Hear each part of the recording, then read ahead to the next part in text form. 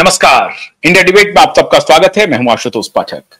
मित्रों, पत्र तो मैंने पहले ही देख लिया था और मुझे लग रहा था कि उसी वक्त आपके साथ मुखातिब हो जाऊं, लेकिन फिर मैंने सोचा कि जरा इस पत्र के मजमून तो हम बता ही देंगे आपको क्या है, लेकिन ये पत्र लिखा क्यों गया। और फिर मैंने अपने सूत्रों से बात करना शुरू किया कि भाई ये चाहते तो वो नहीं भी दे सकते थे, हालांकि देना चाहिए था। वो एक सामान्य सी प्रक्रिया है। क्या ये सामान्य सी प्रक्रिया है या कुछ खास है?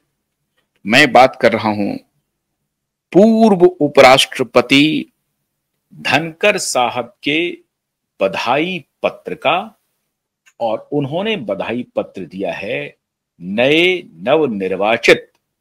नवनिर्वाचित उपराष्ट्रपति राधाकृष्णन जी को। अब पत्र में थोड़ा सा आपको पढ़ के सुनाता हूं, उससे आपको भाषा में खैर ऐसी ही मर्यादा रहनी चाहिए जो उन्होंने लिखा भी है। आदरणीय राधाकृष्णन जी, heartfelt felicitations on your election as the Vice President of Bharat, the world's largest democracy and home to 1/6 of humanity. Your elevation to this august office reflects the trust and confidence by the representatives of our nation. Given your vast experience in public life, under your stewardship, the august office would certainly attain greater veneration and glory. On this momentous occasions, my best wishes for your successful tenure and for the service of our great nation. With warm regards, Jagdeep Dhankhar. ये पत्र है नवनिर्वाचित उपराष्ट्रपति राधाकृष्णन जी के लिए। राधाकृष्णन जी कौन हैं, क्या हैं, इस पर बहुत तफसील से बात हो गई है।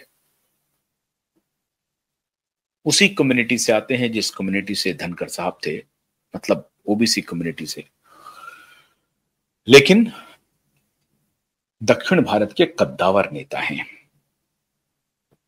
आखिर 50-52 दिन के बाद धनखड़ ने ये चुप्पी क्यों तोड़ी? चाहते तो धनखड़ बधाई पत्र नहीं भी लिख सकते थे, लेकिन उन्होंने अपने कस्टम का निर्वाह किया। कस्टम का कुछ निर्वाह तो और भी नहीं हुआ। जैसे आज तक भारत के इतिहास में किसी भी उपराष्ट्रपति का इस तरह से इस्तीफा और इस तरह से विदाई नहीं हुई। उपराष्ट्रपति का इस्तीफा पहली बन गई और विदाई एक इतिहास बन गया। कोई फेयरवेल नहीं हुआ उपराष्ट्रपति धनखड़ का। किसी ने इसकी इच्छा भी नहीं जताई। स्वास्थ्य खराब होने की चर्चा की उन्होंने अपने त्याग पत्र में कि मैं स्वास्थ्य कारणों से मैं इस्तीफा दे रहा हूं। देश का कोई नेता, न पक्ष और विपक्ष, किसी के अस्वस्थ होने के बाद उपराष्ट्रपति से मुलाकात की कोई तस्वीर नहीं आई। एनडीए की तरफ से वो उम्मीदवार थे। उपराष्ट्रपति हालांकि वो देश के थे, उपराष्ट्रपति वो कांग्रेस के भी हैं, उपराष्ट्रपति वो समाजवादी पार्टी के भी हैं, टीएमसी के भी हैं, डीएमके के भी हैं। उपराष्ट्रपति वो देश के हैं, लेकिन उम्मीदवार उनको एनडीए ने बनाया था। तो ये पहली जिम्मेदारी थी कि एनडीए के कोई नेता, प्रधानमंत्री से लेकर के छोटे नेता तक, मामूली सांसद तक, कोई तो जाता, कोई तो धनखड़ से पूछते कि आपके स्वास्थ्य कैसे हैं, आप कहां इलाज करवा रहे हैं, किसी खास डॉक्टर की आवश्यकता है, किसी प्रकार की मदद की आवश्यकता है, विदेश में इलाज कराने की आवश्यकता है या देश में इलाज कराने की आवश्यकता है। एलोपैथी में कराने की आवश्यकता है या नेचुरोपैथी में कराने की या आयुर्वेद में या होम्योपैथ में? कोई तो जाता, कोई तो पूछता। किसी की कोई तस्वीर नहीं आई। क्यों नहीं आई? ऐसी कल्पना किसी ने की थी? प्रधानमंत्री जी का ट्वीट जरूर आया, बाकी लोगों का भी संदेश आया। गृह मंत्री अमित शाह ने कुछ दिन पहले साक्षात्कार में कहा कि अरे भाई कैसी बात कर रहे हैं कि वो कू कर रहे थे सरकार के खिलाफ। नहीं नहीं नहीं नहीं, वो तो अस्वस्थ थे, स्वास्थ्य कारणों से उन्होंने इस्तीफा दे दिया।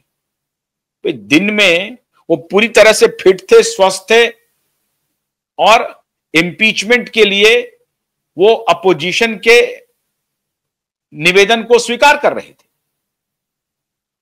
लेकिन रात में यकायक शाम को 7 बजे अस्वस्थ हो गए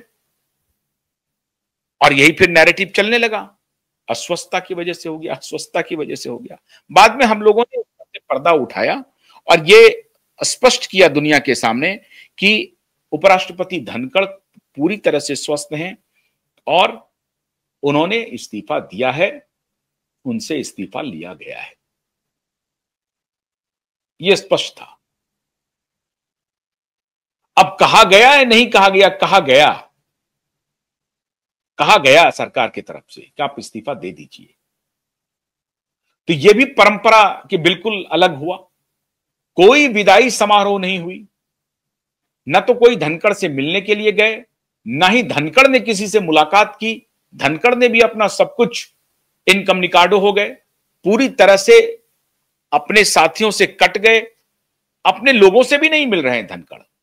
हर जगह धनखड़ पूरी तरह से कैमरे से बाहर है, मतलब कैमरा का कोई प्रेम धनखड़ तक नहीं पहुंच रहा है। तो धनखड़ खुद को काट लिए। धनखड़ के लिए जो सामान्य परंपरा है, सामान्य शिष्टाचार है, वो भी फॉलो नहीं किया गया। सामान्य शिष्टाचार क्या है कि कोई एक तारीख मुकर्रर होती, कोई एक समय मुकर्रर होता जब धनखड़ साहब को फेयरवेल दिया जाता और उसमें सभी सांसद उसमें शामिल होते, राष्ट्रपति भी शामिल होते, प्रधानमंत्री भी शामिल होते, कैबिनेट कलीग शामिल होते और तमाम सांसद शामिल होते। लेकिन धनखड़ साहब के लिए ऐसी कोई समारोह की व्यवस्था नहीं की गई। चुपके से धनखड़ साहब चले गए अपने मित्र के फार्म हाउस में, और जिस पर मैंने आपको बताया है कि सबसे करप्ट जो सजा याफ्ता हैं, करप्शन के चार्ज में सजा याफ्ता हैं, सजा काट चुके हैं, वो उनके पुत्र के निवास पर चले गए। उनमें उनको हीरो दिखा, उनके घर में वो चले गए। लेकिन जुडिशरी में करप्शन हो रहा है उस पर वो बोल रहे थे। बोलना भी चाहिए, बोलना चाहिए, बिल्कुल बोलना चाहिए कि जुडिशरी में जिस प्रकार के करप्शन है, इस पर मैं उनके इस बात से सहमत हूं। लेकिन उनको इस तरह से सार्वजनिक रूप से बोलने की क्या आवश्यकता थी? वो उपराष्ट्रपति हैं, वो चाहते तो प्रधानमंत्री को व्यक्तिगत रूप से घर बुला करके या उनके पास जाकर के बैठते और कहते कि जुडिशरी में बड़ा करप्शन हो रहा है, इस